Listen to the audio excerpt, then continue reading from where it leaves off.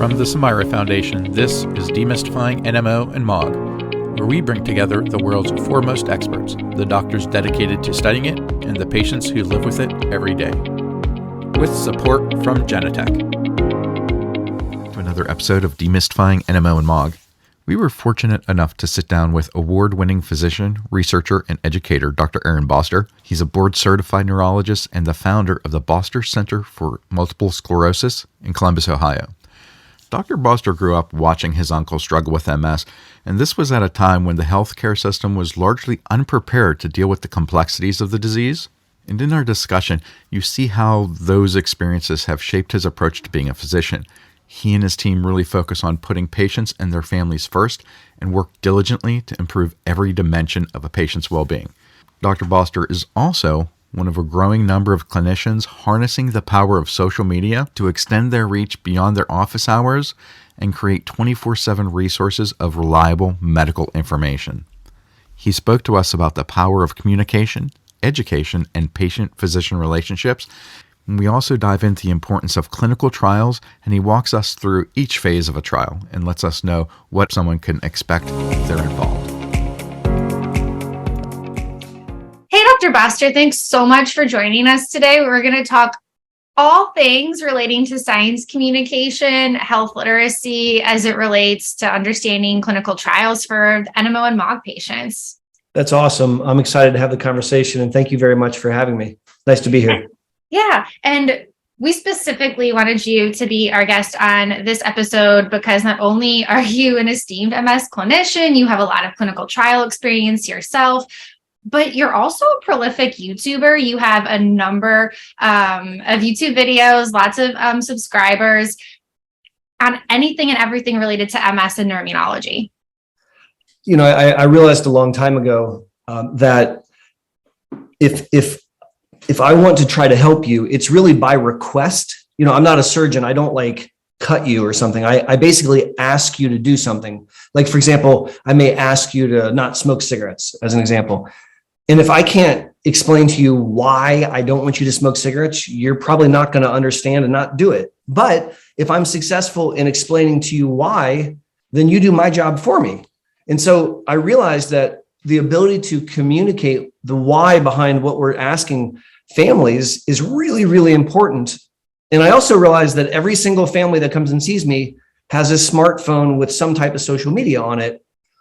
And, you know, when you're sitting there talking to me, that might not be the right time for you. You know, that might not be a good time for you to take in what I'm putting down. So I figure if I can record a YouTube video, then like at 3:00 in the morning in your bathrobe, you could watch it in the privacy of your bathroom because that's when it's a good time to receive it. I think those are such great points. I think the biggest thing one of the biggest things that sticks out to me is I just personally joke all the time. Like, if you can't explain it to me, if it doesn't make sense, like, I'm not going to do it. And that's just me as one person. So I can't imagine, right, why someone's just going to do something unless they they understand the reasoning. You know, and with neuroimmunology and with a condition like MOG or NMO, it's so critically important that you understand because we almost need a zero tolerance policy. You know, we're not seeing progression of disability in between attacks like we might in the setting of MS. And that's good, but it's also a risk that you have a false sense of confidence that everything's okay because you're not having an attack. And this plays into the critical importance of making sure that families understand what's at stake so that they can be really active participants in their care. Yeah. And I think it's not even new anymore, but a big point within NMO, MOG patient, MS patient care is about shared clinical decision-making. We hear that all the time. Yeah. Well, how are you supposed to have shared clinical decisions if patients are not adequately informed? And what is adequately informed and what is informed consent? And I think that having these video clips or just like informal in layman's terms, easy to understand is super important so that patients can make the best decisions with their clinical care team. Amen. I completely agree with you. And, you know, these conditions are lifelong and the treatment is lifelong.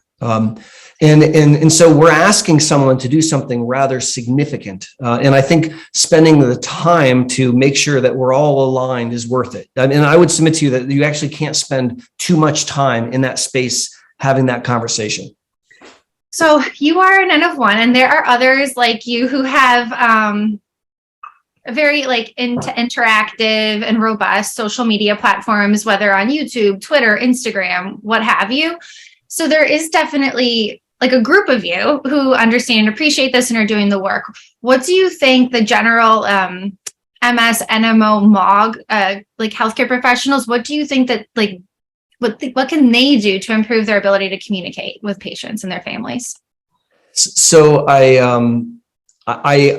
lament that my field is still largely populated by very large, fragile egos. And a stereotypical old man that doesn't need to listen to what you have to say. He knows all the answers. And I hope that we don't have to wait for all of those old fuddy-duddies to retire. I don't want that to be the answer.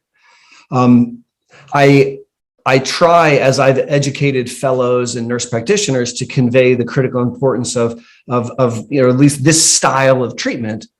But to get to your question, because I don't want to wait around for either of those two things to culminate, I think that we have to recognize that the family that we're dealing with, this is the most impactful thing that's ever happened to them, and not in a good way. And it may be the fourth patient of 20 you're going to see that day, but for that family, it's arguably one of the single most important appointments of the year. And we need to keep that foremost in our mind. One of the cool things for me as a human working with families with NMO, spectrum disorder, and MOG is they're very invested and they're very interested in learning. And so I as a person, I like that. And I guess if a doctor doesn't like that, they need to recognize that and then compensate in some fashion, because it is complicated and it does merit spending some time. Now, what the patient can do is they can be verbal. They can be a self-advocate and say, "Excuse me, Mr. Man, I did not understand what you just said. Would you please say it again?" I hope that somebody listening to this takes away the permission to be selfish, because it's your spinal cord. Like, you only have one and it's yours, and you don't get another. There's no secondary spinal cord.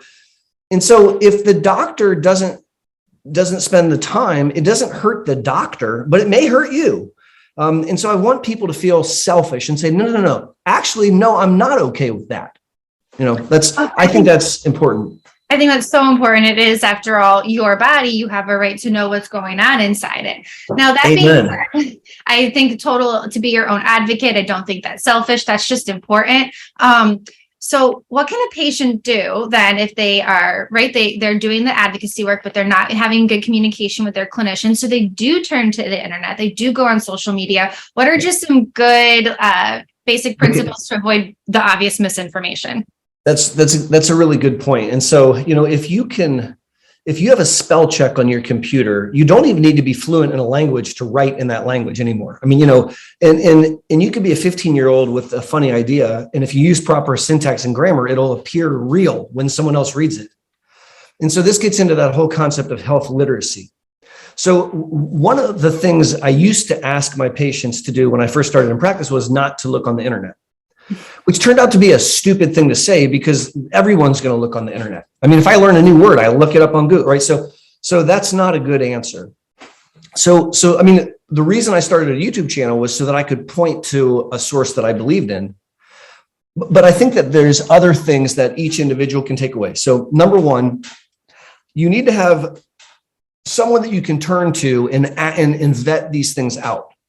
So I typically will tell families I work with, it takes about 2 years to get comfortable with all these words and these therapies. And it takes you about 2 years to feel comfortable in your own skin. Now, not intellectually. Intellectually, that could happen faster, but I mean emotionally, right? And I tell people, if you go to church and mention that you were recently diagnosed with MOG, they'll say, "Oh my God, when I was at camp, when I was a kid, I met this girl down in Iowa, and she had a best friend that lived on the other side of a river. And the best friend had a bicycle, and she was on the bicycle, and she saw a dog that had NMO, and that dog grew up and it exploded." Right. And here's this person in church who thinks they're connecting with you, and all it does is terrify you. And then you don't know whether dogs on bicycles will make NMO explode. Right. And that's terrifying. So you need to be able to go to your translator and say, "Hey, is it true that dogs with NMO explode?" And the translator should be able to say, no, that's not true. No, and help you come to terms with the fact that that ain't right. Right. And the translator, I would like the translator to be your care team. Right. In a perfect world, it would be the neuroimmunologist. She could do it, or her staff could do it, her team members, the nurse practitioner, the nurse. And it's interesting, in Europe, most of the communication outside of the once a year like clinic appointments is with the clinic nurse. And so I think we need to identify, when I hear something weird, who do I talk to? And I would like that to be someone on your care team. Now, that's aspirational. I'm not saying that every care team will do that, but they should. So with that in mind, when patients, even if they have a great clinical care team, but they're just up at 3 a.m. and they're going down the rabbit hole, they stumble upon your YouTube channel. You now have what, like 40,000 subscribers? I don't even know how many video contents you have now. I crested 550 videos, and I'm really excited. There's like 42,000 subscribers. So I joke that instead of having like friends, I make YouTube videos. There's a bunch of them. And one of those friends, you already did a whole YouTube video on clinical trials, and a high level overview. So maybe we'll be able to link that in our episode notes so that listeners can check that out. But I'd really want to get your input here on this episode on that. For sure. Did cover a lot of this on your YouTube videos. So obviously now there are 3 FDA approved treatments for NMOSD. Yes. That was awesome. 2019, 2020. So while 2020 was a shitty year by most other accounts, it was getting better as it relates to treatment of a terrible condition. That part was good. Yeah. So if patients are adults with AQP4 positive antibodies, they have 3 FDA approved options. But that being said, there's obviously still unmet need, the MOG community, pediatric populations, as well as to get to that FDA approval. All of those treatments went through rigorous clinical development and clinical trials. So correct. How would you explain what a clinical trial is? Like, what is the goal? Yep, absolutely. And it's so important. So the first thing that I like to remind folks is that if nobody volunteered for an NMO trial, today we would have 0 therapies available for people with NMO. So the only reason that there are 3 FDA approved therapies for NMO are people who came before us with the condition. They volunteered their bodies to answer a question so that we could treat our patients now. So the first thing that we must do is we must honor what they did. So let's be quiet for just a quick second on the podcast out of honor to that.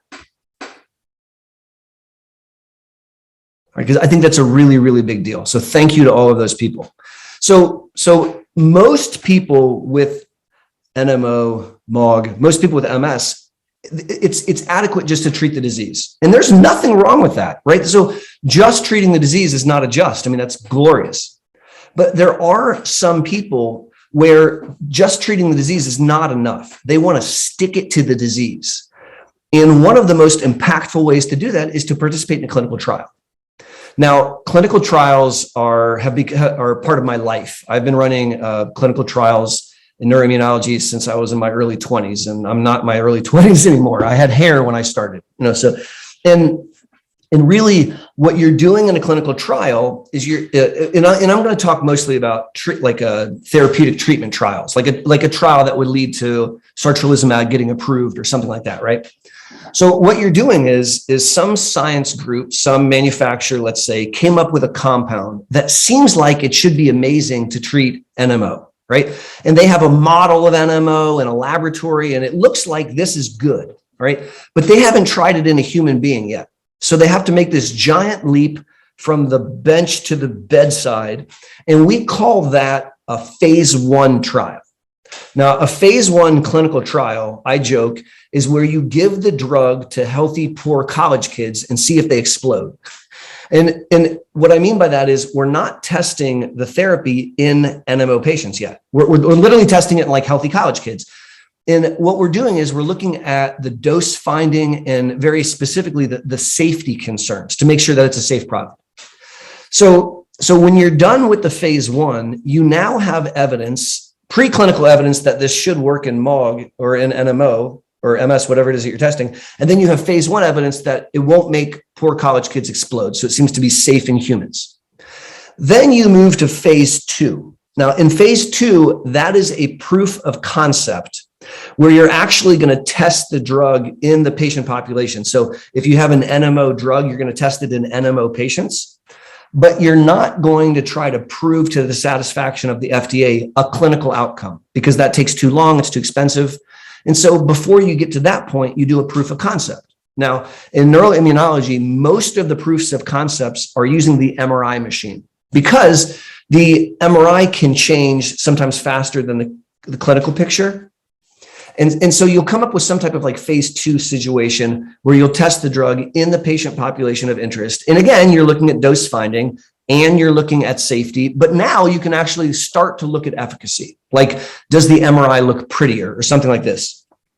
If that looks positive, then you plan a phase 3 trial. Now, the phase 3 trial in the United States is what the FDA will use to decide yay or nay. And oftentimes when you're planning a phase 3 trial, you're actually planning it with the FDA. So you sit down with the FDA and you're like, okay, if I show you this, would you buy it? No. Okay. What if I show you that? Yeah. Okay. And then and what you're doing in a phase 3 trial is you're proving beyond any doubt that the beneficial effect is caused by the drug and not by some other factor. So if you imagine a trial where you have, a couple hundred people in one group and a couple hundred people in the other group, and they find out that group A did better. So this drug's better. So we know that in this population, this sample of people with NMO, that this drug seemed to be better. Then we ask the question, is my patient like that patient? So for example, in a lot of the NMO trials, they only took people that were NMO antibody positive. So then we say, okay, well, this drug has been shown to work in NMO antibody positive patients. And so we look for NMO. So when we test the drug, what we're trying to do is we're trying to demonstrate meaningful outcomes. So, what's a meaningful outcome? Well, that's when you don't have attacks, right? So when it's boring. And so then we run the trial for a period of time. And at the end of the trial, we can do a comparison. And I want to spend a couple minutes, if you don't mind, talking about how you set that up. No, definitely. I wanted to summarize. So phase 1, just looking at safety, small group of people, healthy college kids, don't want them to explode. Phase 2, proof of concept. Does it work in whatever disease you're looking at? In this case, NMOSD MOG. Phase 3, you get a bunch more people involved. You make sure that it's something that the drug is actually doing compared to the placebo or the comparator. And then if it's positive and the safety is tolerable, it gets FDA approval. And then you can do phase 4, all these like special questions. Yeah. That's exactly right. Phase 4 is when the drug's approved, but there's still a question like, hey, would this work in kids? Because we didn't test it in kids. And then they'll do a phase 4 in kids. Or could it work as an add-on therapy? We didn't test it that way. So phase 4, we may use it as an add-on. But I just want to spend a couple more minutes about the experience of the human during phase 3. So during phase 3, you'll go through a screening process where the clinicians will do physical examinations and they'll do MRIs and they'll do laboratories. Sometimes they require, special labs, what have you. And they submit all of that to the sponsor. And then doctors working for the sponsor will say, okay, yeah, that patient meets all the criteria. So they would be qualified to participate in the trial. So the patients consented and they enter the trial. And the next thing that happens after they've been screened in is they randomize. So when you randomize, you're going to be assigned a drug. And depending on the way the trial's structured, it could be drug A versus drug B. In NMO, we did a lot of drug A versus placebo. Why? Because there were no approved therapies. So we couldn't compare it to something because there was nothing that was proven to compare it to. And so in the trial, you're receiving a therapy, but you don't know if it's real or not. And I, the doctor, don't know if it's real or not. That's called double blind. And it's actually triple blind because the MRI doesn't know what you're on. And so during the course of the trial, I'm managing your care as the primary investigator, the guy watching the trial. And if you, God forbid, have an attack, we're treating it. And if you have a symptom, we're managing it. And you're getting MRIs, but we're blind to how they're doing. And then at the end of the trial, they unblind. And that's a lot like Christmas, where you get an envelope literally and you tear it open to, oh my gosh, this patient, they were on drug A or they were on drug B. And you can do some very powerful statistics and look at the entire group of A and how they did with attacks and the entire group of B. And then you can see if that difference was statistically significant. And that's really what we're doing in a trial. The effort to the patient and to the family is significant. People are coming in oftentimes more frequently. They're giving blood. Sometimes they have to do things like give spinal fluid. But it's through their Herculean efforts that we have brought 3 NMO therapies approved. I mean, when I was in training, there was nothing. I mean, nothing at all. And the fact that we now have options is a godsend. It's very special. Yeah, I want to take the moment again to, honor all of those patients. You're right, because they took great risk and really did it not just for themselves, but on behalf of the entire patient community. So now to have 3 FDA approved treatments. So thank you again to all those patients, of which my brother was one, because without them, we wouldn't have these available treatments. So how does a patient learn about clinical trials? I'm assuming you're going to say ideally it's through their clinical care team, but how? So if a patient is desirous of participating in a trial, to me, that's like gold. I mean, the fact that they're interested, I'm terribly excited. And if somebody's listening to this and they're interested, I don't want to let that opportunity slip by. So let's come up with as many options as we can think of to try to help. So you're right. One place is to go to your clinician and ask about trials, and they should have an answer. It's my opinion that if you're managing NMO and MOG, you should know where the trials are, right? Even if you're not running them, you need to be able to say, well, there's one over there. So that's the first thing. And honestly, sometimes it's going to fall flat, right? Like, just to be honest, like sometimes they're not going to know.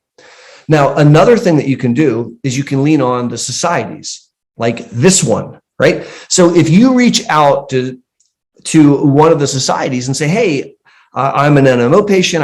They will very quickly serve you up all the trials that are available, because you keep your fingers on the pulse of everything that's going on. And so that's a really good idea. Now, there's a website, which I look at a lot because I'm a clinical trials nerd, and it's www.clinicaltrials.gov. So it's the FDA's website. And if you go, so I went there just before we logged on because I wanted to kind of see. And there are many NMO spectrum disorder and MOG trials that are currently enrolling. And so you can go to that website and type in NMO or MOG and hit enter, and it'll show you every single registered trial in the entire world. And it'll tell you where they're enrolling and if they're still enrolling or not. And there's actually a couple of trials that haven't even opened to enrollment yet. And Chelsey, when I was looking at this, there's words I wasn't familiar with. There are monoclonal antibodies that are in testing now I haven't even heard of. So that warmed my heart, And so going to, clinicaltrials.gov is another location. You can do Google searches, but now you're starting to kind of get a little bit esoteric. So I would your clinical care team, this organization right now that we're talking about, and then also looking at clinicaltrials.gov, to me would be a great place to start. No, I think that's awesome. And so that being said, as you said, you went on and you checked clinicaltrials.gov, there's all these new monoclonal antibodies that you can barely pronounce the name of, which is always the case with them. So what are the current ongoing clinical trials in NMOSD and MOG AD to really satisfy those unmet needs?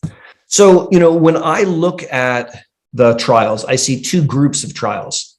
I see exciting monoclonals that are unfamiliar to me, in full transparency. And that's, so that's my homework tonight, is I'm going to read up, right? And that's very, very exciting. And then also we see the extensions, the ongoing works for the currently approved drugs. And so, for example, can you use sarclizumab? Could you use eculizumab? Could you do that in a kid? Could that be in a child? Because I take care of people that have NMO that are under 21. And so I see investigations like that, or extensions. And so those works, they may not be, quote, as sexy, but they're really, really important, because you don't have MOG for 2 years, and you don't only have MOG when you're 18 to 55, right? I mean, so starting to answer those other questions, which is what I saw when I looked at the list of trials, really made me feel kind of good. I was very, very encouraged. I totally agree with you. And I think when it comes to the new, exciting, maybe sexy ones, the names that we can't pronounce for treatment of NMOSD MOG, just high level, they're like, instead of targeting one specific cell type, like a B cell, or one specific cytokine, or one inflammatory pathway, like complement, maybe potentially modifying an antibody and how it's destroyed. Maybe that's helpful for MOG patients. That's exciting. I mean, we you know, the more angles that we can attack these conditions, the better.